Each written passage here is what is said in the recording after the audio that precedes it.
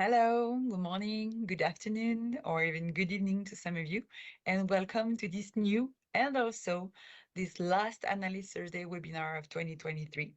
We hope you had good inputs all along this year with us with this webinar, and we look forward to welcoming you in 2024. As always, it's a pleasure to welcome you today to discuss about this special focus on the semiconductor industry in China. To do that, let me introduce you Guillaume Gérardin, our Chief Technical Officer. He will guide you during the webinar and he will be joining by the great speaker we're going to have today.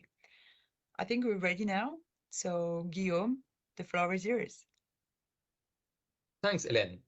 Good morning, everyone, and welcome to Yols Group's webinar entitled China's Semiconductor Industry Rises as a Global Challenger, highlighting the dynamic trends of the semiconductor industry in China. I'm Guillaume Gérardin, and I'm thrilled to be your host today, as we will delve into some fascinating aspects of this field. Before we embark on this journey, let me briefly introduce Yol. Yol Group is an international company recognized for its expertise in the analysis of markets, technological developments, and supply chains, as well as the strategy of key players in the semiconductors, photonic, and electronic sectors. Yol Group business is based on daily interactions with a network of major operators in these industries, built on mutual trust over the years. We provide our clients, industrial companies, investors, and R&D organizations worldwide with market research, technology, performance, strategy, and cost analysis, and also financial advisory services to help them in their decision-making about their future business strategy in this industry. And thank you for joining this webinar. Now, let's dive into the heart of today's discussions as we will explore multiple topics with an exclusive focus on Chinese involvement.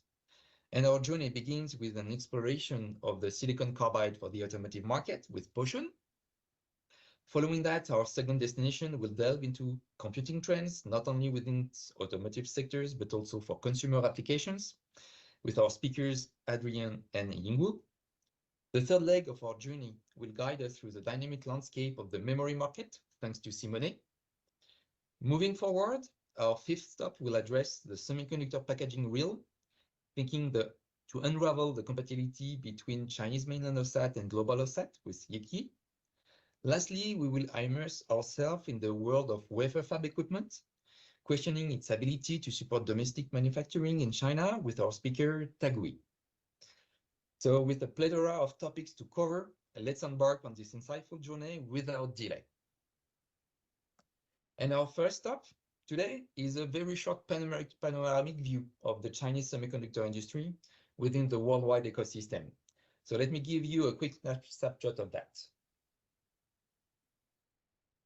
So here you get the geographical breakdown of the total semiconductor device revenue in 2022. At $573 billion, we expect a decline between -7 to -10% for 2023, but stay tuned for confirmation in February. But 2022 has shown some interesting trends. So the US has increased its controlling stakes beyond 50% of the semiconductor device sales, in part due to the increase of Qualcomm following the temporary dawn of iSilicon. Korea and Japan have collectively slightly decreased their share in the wake of memory device deflations.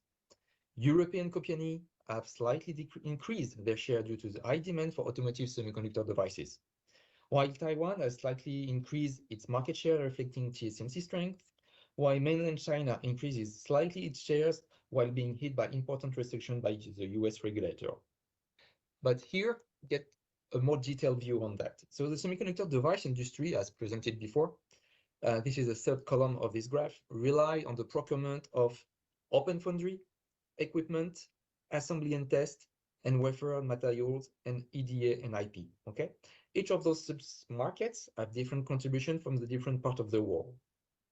Therefore, all combined, the semiconductor industry is above $900 billion, okay? By aggregating all player revenue together, we get a better idea of the relative revenue contribution of each part of the world. So US become 42% compared to the 54% of the third column, so the second column. For sure, there is double counting with this approach. Fabless players spend 50% of revenue into foundry, for example. If we remove this double counting, then we get the relative added value contributions, which is the first column of this graph. And in this case, US is number one with 32 contributions, while Taiwan is clear number two with 22%. Understanding mainland China is currently having 4 to 6% of those semiconductor revenue, whatever the accounting approach makes sense. This represents 40 billion all combined and $25 billion of device in 2022. So many commentators claim mainland China semiconductor will slow down due to US sanctions. It's simply speculations. Despite some current supply issues, we don't have to hide it, mainland China has the brains, the capital, and the end market demand for exponential growth of its domestic semiconductor ecosystem. And it is expected to grow in high level over the next 5 years. As we continue our journey, our next destination is the exciting world of silicon carbide. Poshun, our senior analyst, will be leading us through this segment, shedding light on the Chinese ecosystem for silicon carbide. Poshun, the floor is yours. Thanks, Guillaume, for the introduction. So in these sections, I would like to share some of our understanding regarding the Chinese ecosystem of silicon carbide. First of all, let's take a look at the global silicon carbide industry over the past 2 years. So the silicon carbide device market has grown from 1.1 billion to 1.8 billion with a 62% growth rate, and also reflect to the growth of the silicon carbide wafer shipments. So in 2022, the global market share, the global shipments of the 6-inch equivalent units is 576,000 wafers, and also the top 3 players for the device ST Microelectronics, Infineon, and Wolfspeed. However, we have seen different trends at device level and wafer level. So for example, if you look at on the left-hand side, so for the silicon carbide device market share, if we calculate the top 6 players in 2021-22, the top 3 players have acquired about 86% of the market share, and it didn't change much over the year in 2022. So it means that in silicon carbide device market is mainly acquired by the leading players who are the IDMs. So the top 3 players are adding also significant capacity globally to ensure their leadership in the past years and also for the coming years. However, it shows different trends for silicon carbide wafers. So if we look at the shares of the top 3 players, Wolfspeed, Coherent, and Cycrystal, they lost about 5% of the market share. And here we can see some companies have entered the market with very significant share acquired. For example, TankerBlue is a Chinese company, along with SICC as well, the Chinese player, and also SK Citron CSS.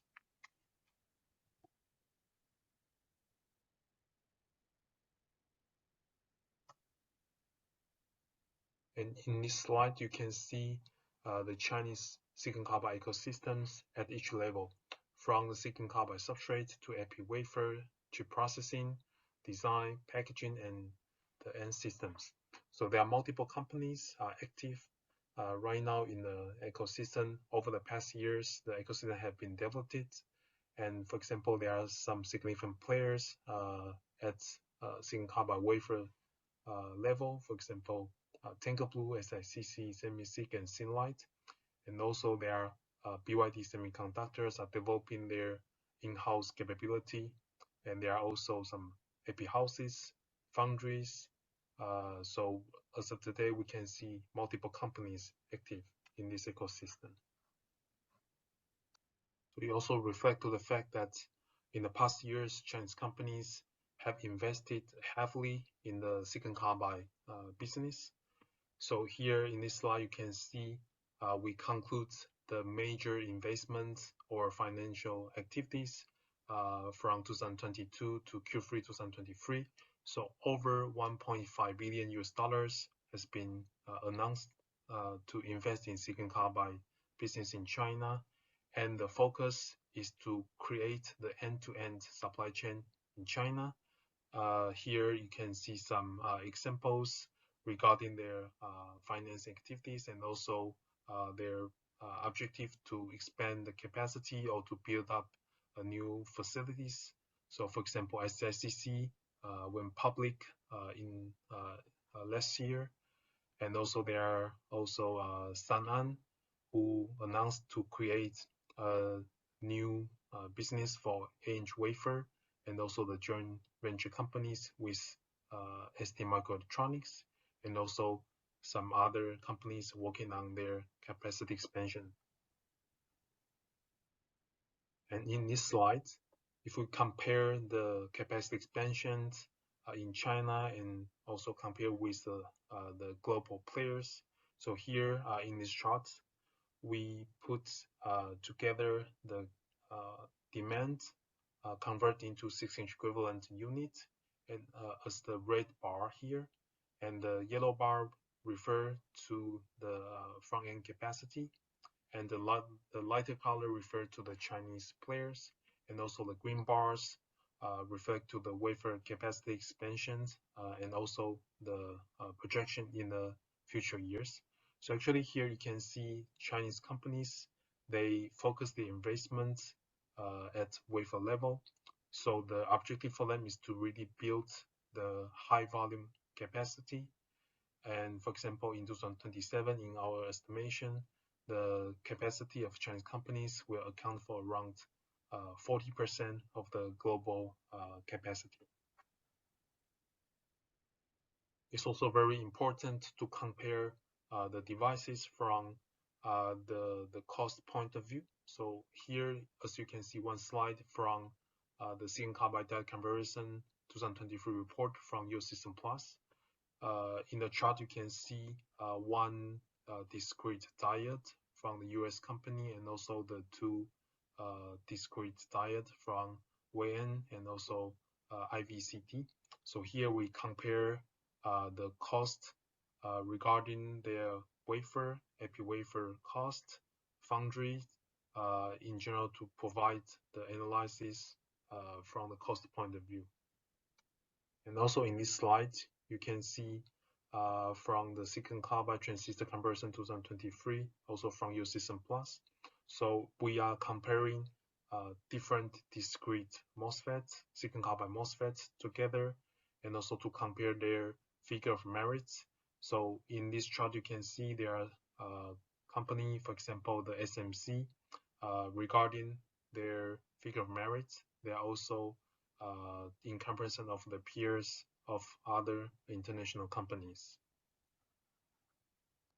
Silicon carbide devices is widely used in automotive applications, industrial applications. So here we also present you the two examples from the Chinese companies. For example, on the left-hand side, you can see the power module of BYD. This one is used in automotive application. And also on the right-hand side, you can see the power module from Star Power for industrial applications. And also there are cross-sections also shown in this slide. And in your group, we also have the monitor service to track the very dynamic silicon carbide and also gallium nitride markets on the quarterly basis.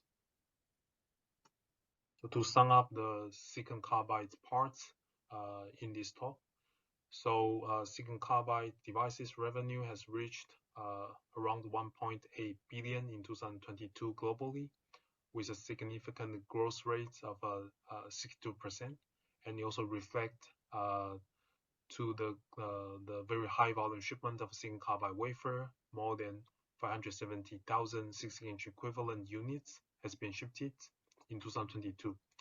And regarding the leading players, the top 6 device players has acquired around 90% of the market share in the past 2 years.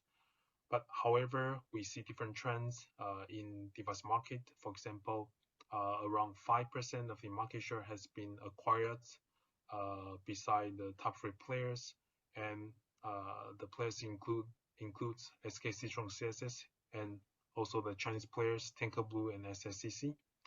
So Chinese companies has invested heavily in silicon carbide business in the past years, especially for silicon carbide wafer. And there are also multiple players at each level active in the Chinese supply chain as of today in 2023. So there are Chinese discrete silicon carbide diode, MOSFET, and power modules has been analyzed. So in terms of cost, performance, and also the approaches of packaging. Thank you, Poshun, for your analysis. As we shift gears in our explorations, the road takes us to the dynamic intersection of computing for automotive and consumer markets.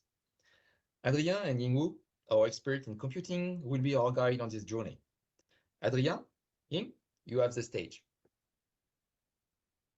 Thank you, Guillaume, for this kind introduction. So now let's move to the computing part, entitled The Chinese Processor Ecosystem Keeps Expanding Relentlessly. So let's first start about the revenue forecast worldwide. So here we have a breakdown by markets. And we really see that today in 2022, it is a mobile and consumer market, which is really the bigger from far, boosted by smartphone, PC, and other mobile and consumer application. And we also see that this market we don't expect this market will grow that much in the coming 5 years. It will grow from 111 billion up to 114 billion.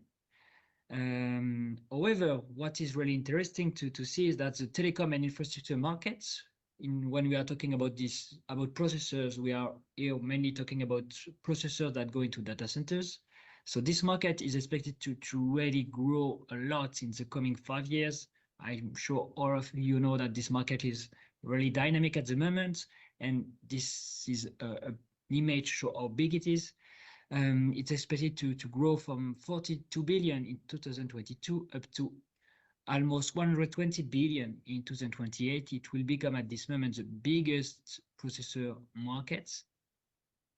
Then another market which is really interesting is the automotive market. Is expected to grow from 15 billion up to 25 billion. So it represents an average annual growth of 10%. And it's a very dynamic market as well.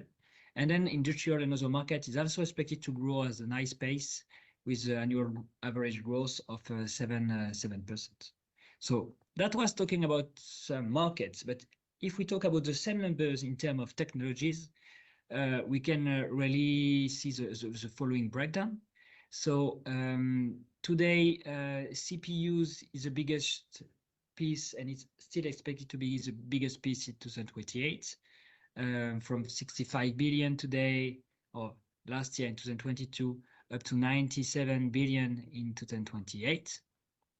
It is followed by APUs at the moment, which are really driven by smartphone application. This is expected to grow slowly from 61 billion up to 65 billion.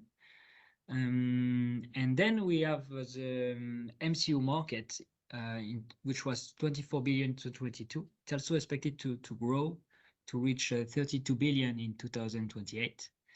And then maybe a word about AI acceleration. So we have GPU, which include both GPU for PC and video gaming and GPU for data centers, which is really expected to grow up to 22 billion in 2022 up to 55 billion in 2028.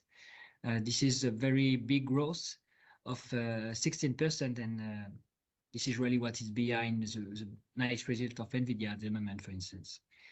Then if we zoom a bit more on the China ecosystem, we can really see that the CPU ecosystem is growing a lot, both from the PC and data center side. Some of the companies are based on ARM ASA, such as IG Micro, T-Ed, which is an Alibaba subsidiary, Ysemi, while others are leveraging RISC-V ASA, such as Rivay, and some are also leveraging custom ASA, such as Longsong, for instance.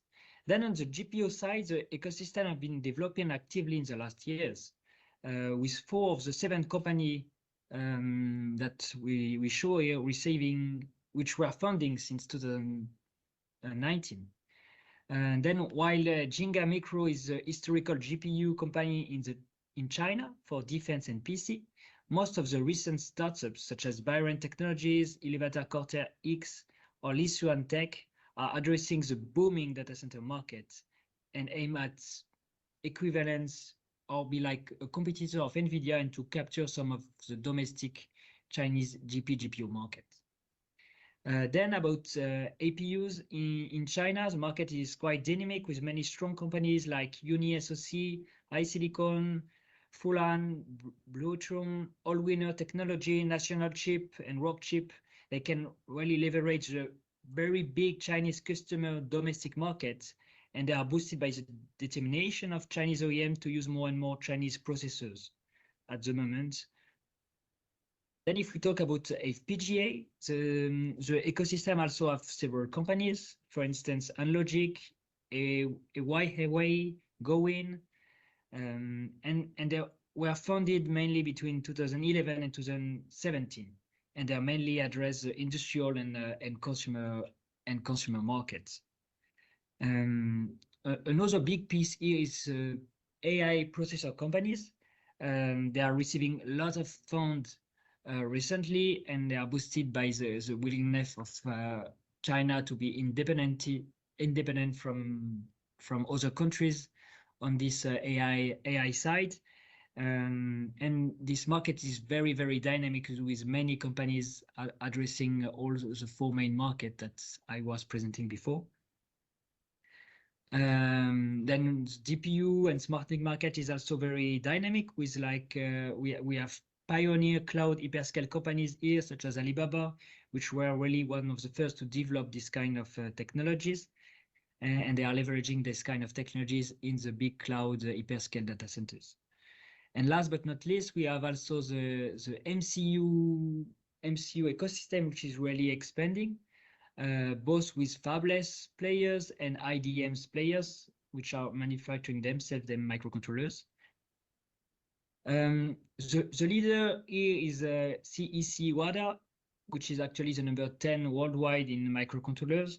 So the share in revenue and in units of Chinese microcontroller companies is still limited, but we expect a strong growth in the coming years, really driven by the strong China domestic markets.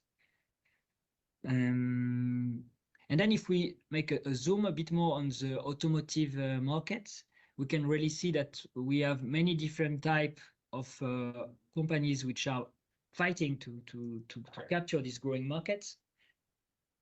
And in this busy ecosystem, we have Chinese players everywhere.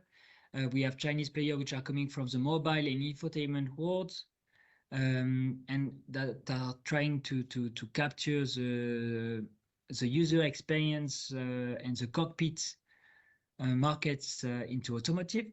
We have also players which are going from the server processor world, which are really trying to promote a centralized architectures for cars with one big processor in the middle. This is typically iSilicon.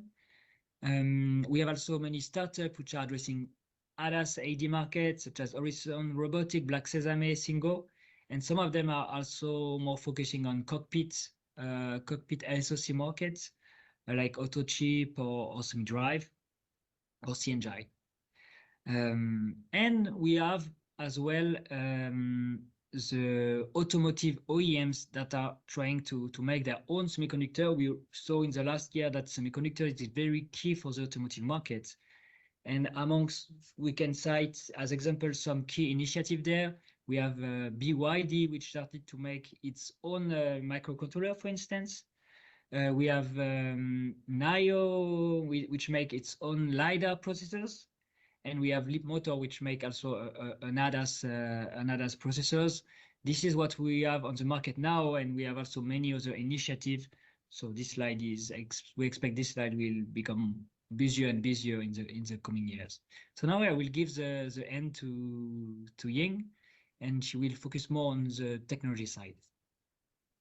Okay, thank you, Adrian. So now we are looking at the technology part. Here are some the processor that we analyzed this year. So you can see that there are many players like Xilinx, Renesas, or Tesla. For Renesas and Xilinx, their processor it's supported a single camera. And you can see that the performance is low. It's about 7.2 TOPS. And the package is low, and the process node to manufacture the die, it's also not advanced like Tesla. So how about Tesla? Tesla, they can the chip, the FSD chip, can support 37 TOPS. So the package and the die is comparatively bigger. They have used BGA, but you can see from their BGA count 2000 up to 2000. It means that it's a bigger die and use a more advanced process node by Samsung, 14 nanometer. Another very interesting player is Mobileye. So Mobileye published their IQ5M and H, which can support up to 16 TOPS. This die is relatively small, but the manufacturer, they use more die to integrate into their module and support the car. So their die is manufactured by using 7 nanometer, and the manufacturer is TSMC. And we cannot neglect NVIDIA and HiSilicon because they publish their O-ring. NVIDIA published their O-ring. HiSilicon published the SN610 to support up to 200 TOPS. So the processor is very powerful and bigger. They have a bigger die and bigger packaging. For NVIDIA O-ring, they use a Samsung N nanometer, while HiSilicon stay with a TSMC 7 nanometer. So next page, please. So here we focus on the Tesla, the autopilot. The die, the chip we see before, it was in the 3.0. However, in 2022, they published a new chip. The new chip we call the FSD Huawei 4 chip. This chip is using a more advanced manufacturing node. They don't use a Samsung 14 nanometer anymore. They focus on they use 7 nanometer now. And they also change the memory around the processor. So before it was LPDDR4, now they use GDDR6. And next page, we're going to talk a little about the one of the hottest smartphone they use in China. So Apple S17 is published this year, September 2023. And it is to say that it's the first TSMC 3 nanometer consumer product. So what we see in this smartphone is that the Apple, they use their processor with their own developed PNIC. And this chip is said to have a very strong GPU application, and they have a lot of performance improvement in their IP design and also their fin structure. So how about Chinese smartphone? So next page we will talk about HiSilicon 9000 S, which is quite hot recently because we know that the Chinese foundry SMIC, they start the 7 nanometer processing node, and which is used to produce this chip.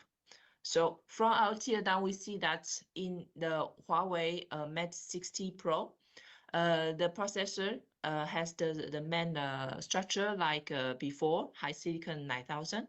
There it's Hynix LPDDR4 SDRAM, sorry, put on the top of the processor. So basically, it's the same packaging technology as the previous generation.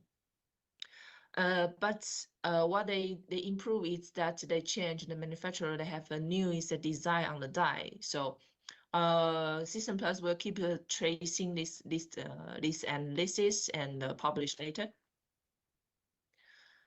So let's go back to Adrian to make a conclusion on the computing part, please.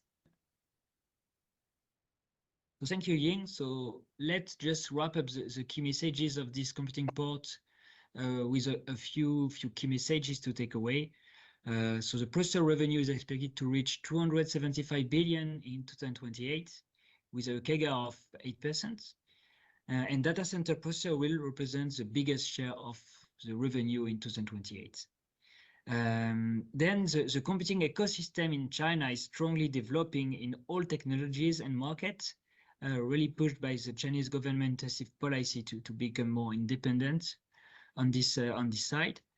More specifically on the automotive market, we are seeing a lot of evolution, and it's really dynamic, boosted by the growing domestic market, and as the automotive market at the moment is really strong in China. Then in both consumer and automotive industry, domestic supply chain is rising. And then more advanced processor die manufacturing is now used for automotive application. Now I will give back the end to Guillaume. Thank you all. Thank you, computing team. Very interesting insight. Now, memory, an integral component of the semiconductor world. It holds its unique place in China's semiconductor landscape. And Simone, our seasoned professional in memory, will unravel the layers of this complex domain. Simone, your turn. Thank you very much, Guillaume. Indeed, memory is an essential building block of all semiconductor devices, and the memory market represents a high portion of the overall semiconductor revenue. Today, I'm glad to present to you an overview of our research activities in the field of memory, and I would like to highlight the activities of Chinese players in developing their technologies and addressing markets in order to be successful in the memory business. If we have a look at the memory market revenues, they typically represent something in between 20 and 35% of the overall semiconductor revenues. In particular, in 2022, the memory market, the combination of NAND and DRAM, accounted for 23% of the overall semiconductor revenues. And memory is a cyclical market with strong price variation and volatility. Whenever we have a variation in the memory market, this is typically reflected as well in changes in the overall semiconductor revenues, as you can see in the right chart in this slide. Since mid of 2022, the memory market entered in a strong oversupply condition that led to price declines, and we are currently reaching the bottom of the downturn, and perspective since the fourth quarter of 2023 starts to be brighter. So for the full year 2022, we estimate memory market revenues to be approximately $144 billion, with NAND and DRAM accounting together for approximately 96% of the overall memory market revenue. The remaining 4% consist of a variety of different technologies, such as, for instance, NOR flash, EEPROM, SRAM, and also the emerging non-volatile memory technologies with a small share of 0.4% in 2022. For the full year 2023, we expect the memory market to decline of approximately 39%. As I mentioned, since mid-2022, we are facing a dramatic downturn, and this is expected to have reached the bottom, and we are now in the recovery phase. So we have bright perspectives for 2024. The memory market could recover with prices rising, and we expect a potential growth of 60% year over year in 2024.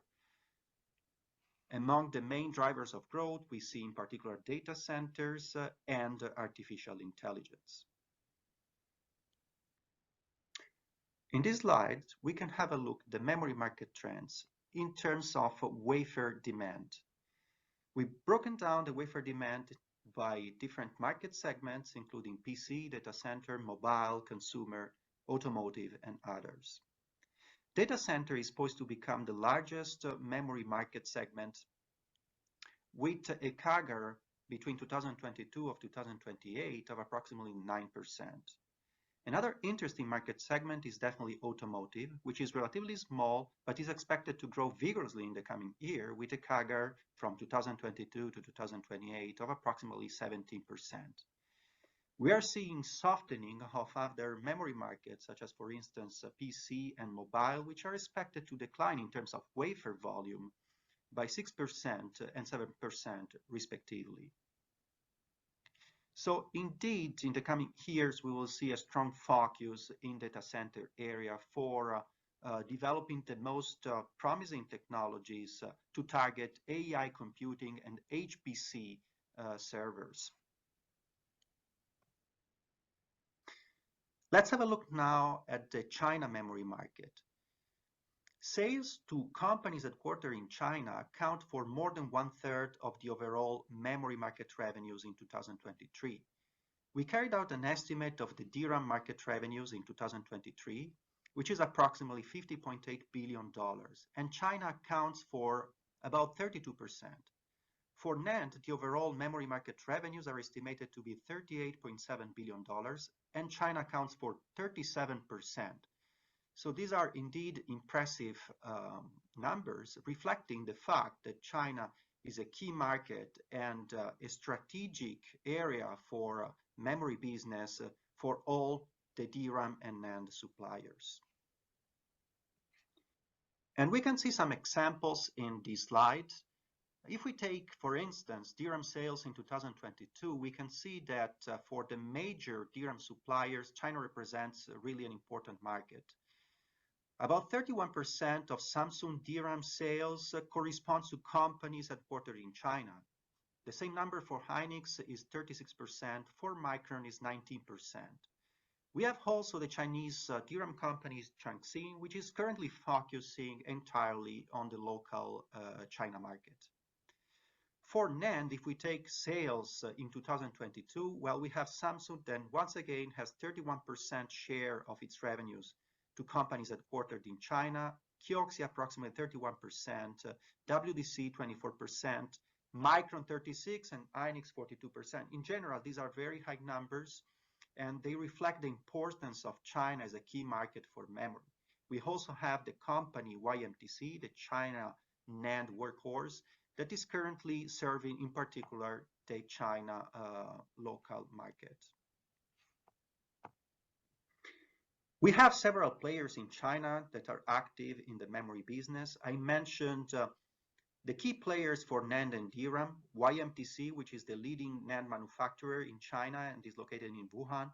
And then we have Changxin Memory Technologies, located in FA, which is the leading DRAM manufacturer in China. But we have many other activities also with global suppliers being present in China, for instance, Micron, Samsung, SK Hynix, Solidigm, and a variety of activities associated with emerging and volatile memory technologies, including PCM, MRAM, and DRAM. And of course, this is a non-exhaustive list because we have many, many different activities and players that are active in the memory arena.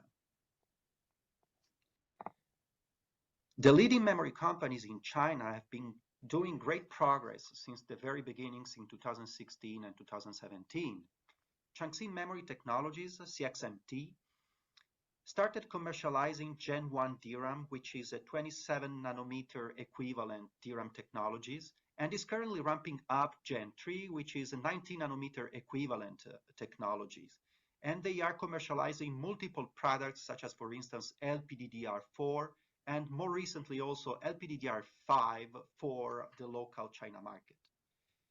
YMTC since 2016 has been commercializing multiple NAND technologies, among which 64 layers, 128 layers, and more recently also leading edge 232 layers 3D NAND technologies based on X-stacking 3.0, which is a unique technology based on wafer-to-wafer hybrid bonding. Overall, the two NAND and DRAM companies in China here have made significant progress also in capacity ramp-up, and they are currently facing difficult challenges associated with the US trade restrictions. In the current conditions, leading-edge equipment for etching deposition and also for lithography cannot be shipped to China. So Changxin and YMTC need to find alternative solutions in order to continuously execute their roadmap and ramp up their capacity. YOL System Plus has recently carried out a teardown analysis of YMTC 232 layers 3D NAND memory technology, which is based on wafer-to-wafer hybrid bonding for connecting the logic wafers with the periphery circuit and the NAND array wafer.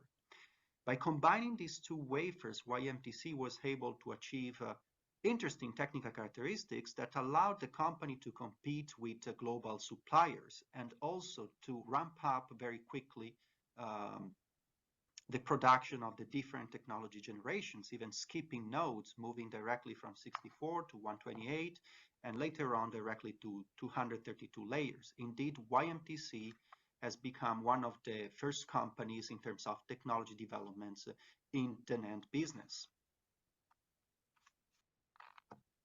In general, we could say that Chinese companies are really exploring and investigating alternative solutions to implement high-performance memory devices and computing devices as well. And the key ingredients for achieving success in this field are advanced packaging and, for instance, logic memory integration utilizing different types of approaches, including the hybrid bonding that I mentioned for YMTC and its X-stacking approach. But we have other implementations, and I'm showing here some example. Companies like Alibaba Damo are investigating the implementation of DRAM and logic die stacks in order to implement AI processor units. We have also more recently, and we show more detail, the company Sanlun that introduced new technologies based once again on combination of DRAM and logic to address the needs for crypto mining and specific computing requirements in this area. We have also the company IC League that has been working on a specific technology called HITOC, which is a heterogeneous integration technology on chip. So many different devices architectures here based on advanced packaging and specific approaches that allow the Chinese company to be competitive without necessarily requiring specific advanced tool for more Moore type of progress. System Plus has also carried out a teardown analysis of the Jasminer X4Q mining ASIC to show really the use of direct bond interconnect technologies in order to create these heterostructures of logic and DRAM. So these types of systems are really interesting because they allow addressing important requirements for AI computer or crypto mining, for instance, without necessarily requiring for leading edge DRAM technologies. We can mention here that the DRAM die is manufactured with 20 nanometer class node, so it doesn't necessarily require the last node in order to develop a chip with the performance characteristics necessary for the field of AI computing or crypto mining. So this is definitely interesting. And with this, I would like to start moving to the messages and wrap up my presentation. And to conclude my presentation, I would like to highlight some of the key messages. The first is the fact that China is indeed a key market. It accounts for more than 1/3 of the overall memory market sales. The companies Changxin and YMTC have done great progress, and they are currently facing important challenges associated with the US trade restrictions. However, they are exploring alternative solutions. What we see is that Chinese companies are looking into two main areas: advanced packaging, such as, for instance, the hybrid bonding utilized for X-stacking by YMTC, or also the DBI process utilizing Jasminer chip. And memory companies in China are also looking at alternative scaling approaches, such as, for instance, 3D DRAM, the monolithic approach. And this is a very hot topic that is largely discussed in the memory industry today. Overall, I would like to conclude my presentation by saying that we believe that by leveraging on more than more solutions, Chinese companies will be able to compete with global suppliers and will keep fighting for the supremacy in some of the key technology fields, among which AI computing. And with this, I would like to conclude my presentation and thank you all for your attention. And Guillaume, the word is back to you. Thank you. Thank you, Simone. Very nice. In the packaging phase of our journey, we confront the critical questions. Is Chinese OSAT compatible with global OSAT? Why? An authority in advanced semiconductor packaging will guide us through this exciting exploration. Yiki, over to you. Okay, thanks, Guillaume. Yes, today I will be sharing the content about semiconductor packaging in Great China Mainland. As you can see from the screen, I have a question to all. Do you think Great China Mainland OSATs is compatible with global OSATs? Stay tuned with me. You will find the answer from the slides that I'm going to share. First, let's look at global top OSAT. Their ranking in year 2022. And obviously, what we can see here, ASE is the top OSAT with a revenue around 12 billion. And those from Great China Mainland, as indicated by the country flag on the left, they are a total of 7 OSATs found in this global top 30 ranking. And top 3 are JSAT, Dongfu, and also Huadian.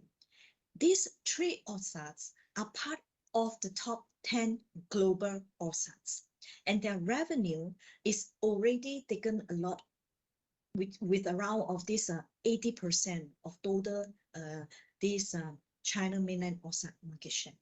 And balance of 20 of this market share are the remaining OSAT in Mainland China. Example are those from high-tech, SJ Semi, Payton, and also these Forho.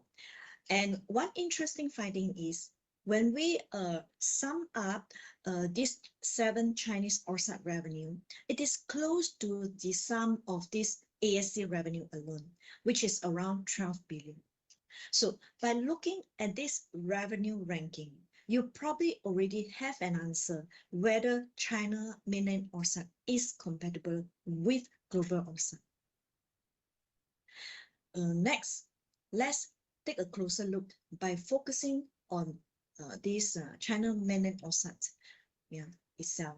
As you can see from this page, a total of 10 OSAT listed, and top 3 OSATs, which is JSAT, TFME, and Huatian, they remain same ranking as the top 3 in the past 2 years, and also for the first half of this year. But the rest of the ranking is actually changed from year to year. And by looking at the revenue for each company, you will notice there is a mixture of positive year-on-year growth and negative year-on-year growth. And of course, more negative is expecting in this year. And also we will ask what could be the reason of this ranking change and the difference in this year-on-year growth.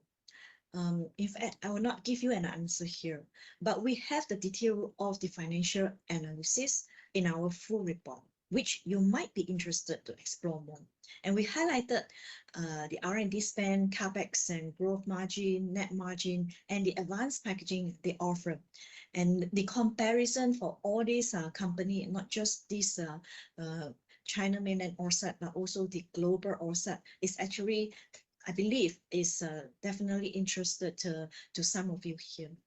So next, I will share with you the next topic, which is about this packaging technology offered by this Chinese OSAT.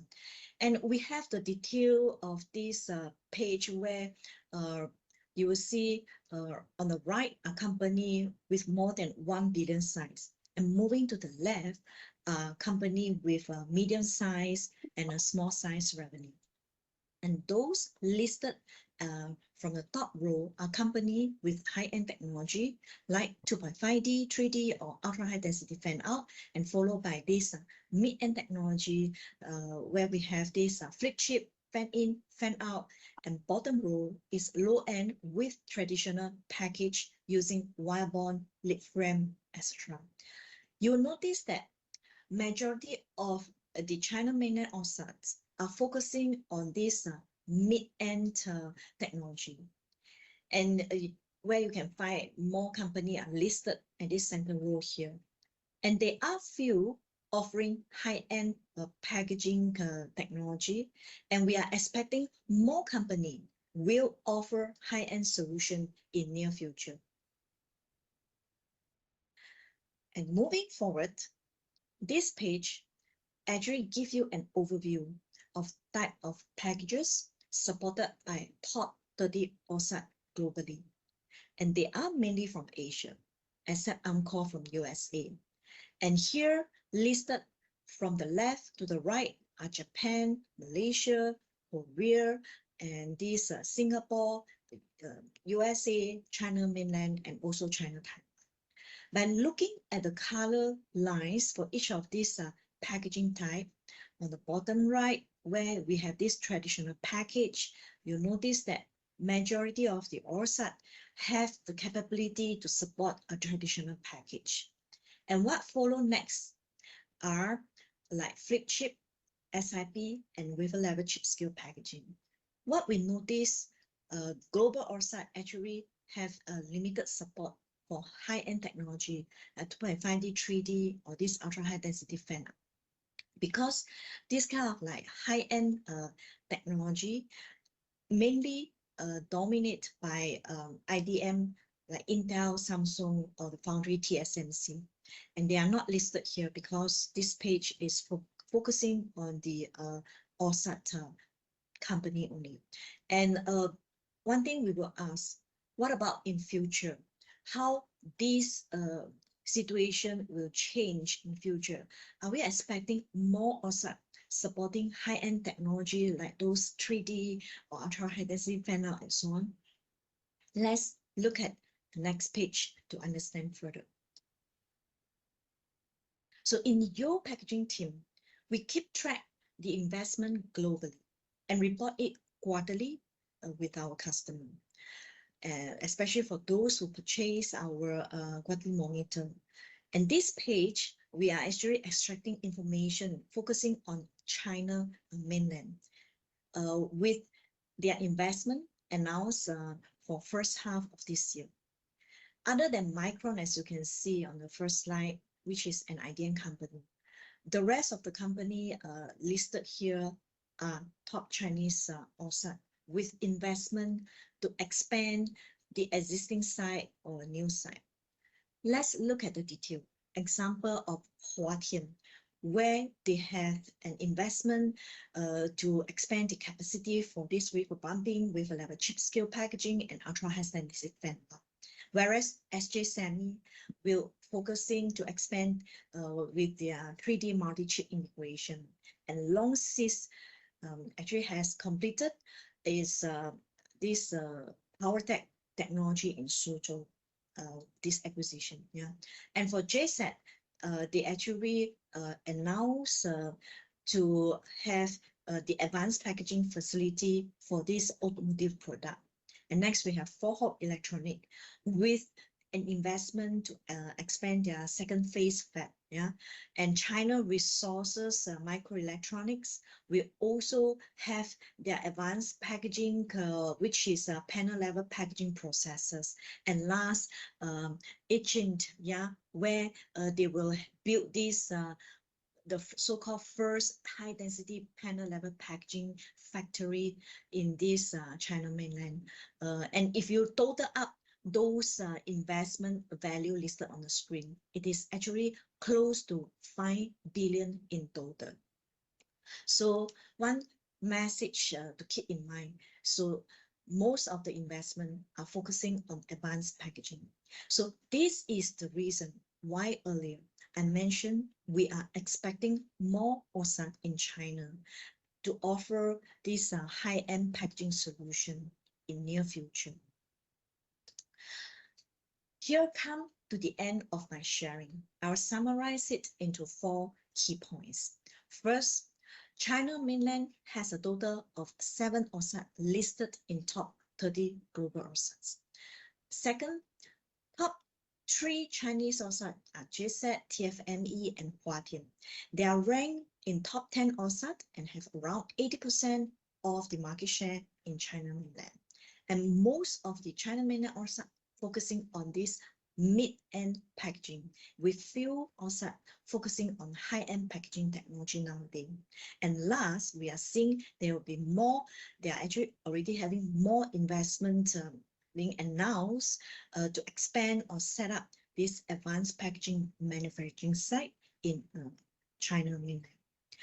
And last sentence, just want to summarize with answer to my question. In our opinion, this Great China Mainland OSAT is compatible with global OSAT, and they will have more advanced packaging capability and aim to continue strengthening the global position. So that's all about my sharing today. I would like to pass the presentation back to our moderator, Giron. Thanks. Thank you, YY. Nice insight and a lot to come. Our final destinations today takes us to the beating heart of semiconductor productions, the wafer fab equipment market in China. Tagui, a distinguished expert in semiconductor manufacturing, will provide insight into the current landscape and future trends. Tagui, the spotlight is yours. Thank you, Guillaume, for the introduction. The question that we will answer in the last section of this webinar is following. Is China WFE able to support domestic manufacturing? Where WFE stands for wafer fab equipment. For that, we will analyze 2 points which we follow in our WFE market monitor, updated quarterly.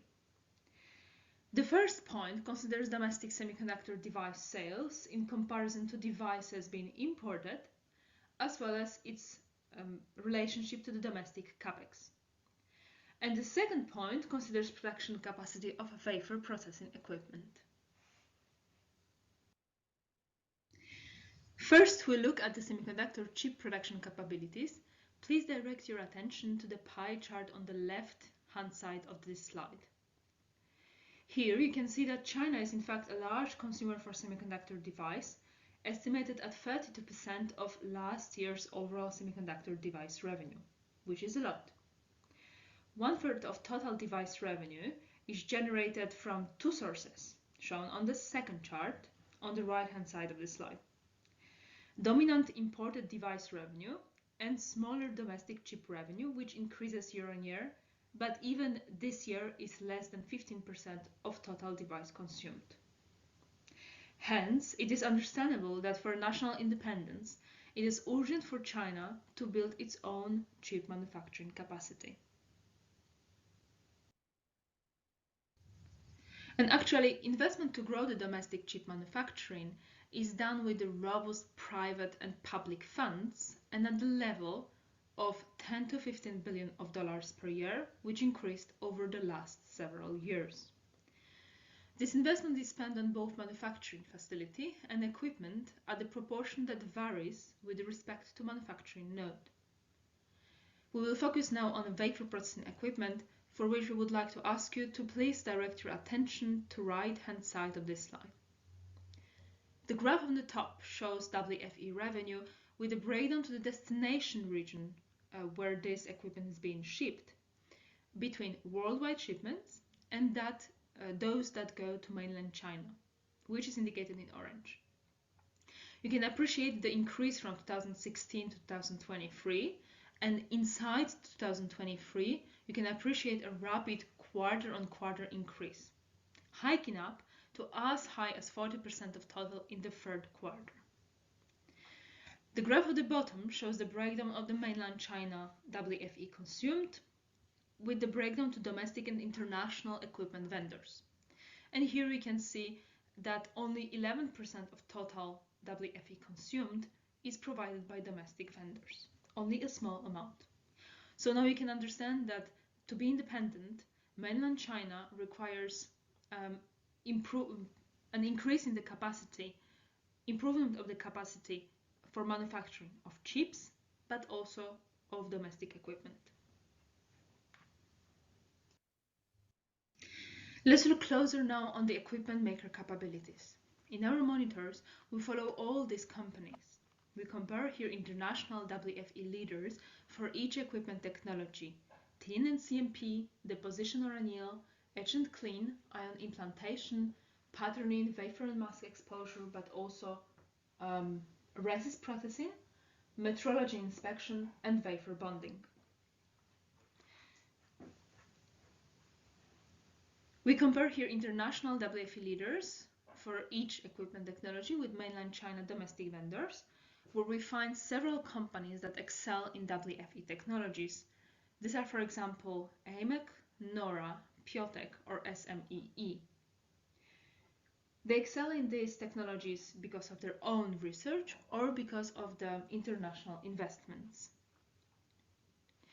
However, even if their technology is comparable, their current production capacity is simply not sufficient to satisfy the appetite of domestic chip makers, as we have seen in the previous slide. Despite that, and in the view of international export restrictions, these equipment vendors make a lots of effort to catch up in technology terms and replace in the future the international providers, even at most advanced manufacturing nodes. To do that, a domestic subsystem, a supply chain, is also built, which is yet another dataset portion that we follow on quarterly basis. And these efforts are paying off. It's exactly what we see in the WFE vendor revenues, which show large increase in 2023, another record year after successful 2022 and 2021, and despite current memory capex cuts. In fact, China WFE vendors show much more growth than many international peers.